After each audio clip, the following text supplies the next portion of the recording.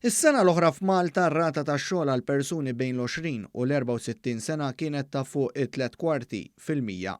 Dan ifisser aktar minn 5 punti perċentwali mill-mira Ewropea għall-2020. Fl-lista ta' indikaturi li ħareġ l-Uffiċċju Nazzjonali tal-Istatistika bejn l-2013 u l-2018 intqal li s-settur tas-servizzi kien l-aktar li kkontribwixxa għaż-żidiet tal-impjiegi. L-Uffiċċju Nazzjonali tal-Istatistika qal li s-sena l-oħra r-rata tal-qatt kienet ta' 3.7%, kważi n-nofs tal-medja Ewropea. L-istatistika tispjega li r-rata ta' żgħażagħ mhux jaħdmu lanqas jistudjaw jew jitħarġu kienet ta' ftit aktar minn 7% taħt il-medja Ewropea wkoll, hekk kif din hi tal-fuq minn 10%. Fl-2018 ir-rata ta' dawk li ħallu l-iskola kmieni f'Malta kienet ta' ftit aktar minn 17%, iżda l-pajjiż naqqas dan b'aktar minn 3 perċentwali. Dan għalkemm pajjiżna għadu fuq il-medja Ewropea.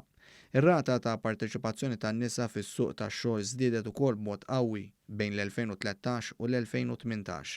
F'kuntest aktar miżuri favur il-familja fosthom is-servizz ta' childcare b'xejn u anki trasport b'xejn għat-tfal tal-iskejjel kollha, ir-rata tan-nisa fid-dinja tax-xogħol żdiedet b'16% biex illum laħqet 68%.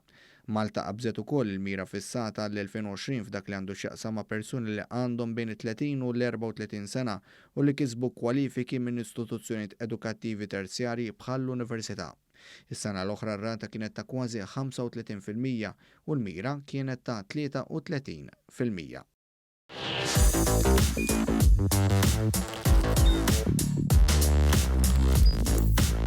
Idħol fuq one.com.mt u hemmhekk tista' tara l-programmi kollha li jxandru fuq One permezz ta' One Play.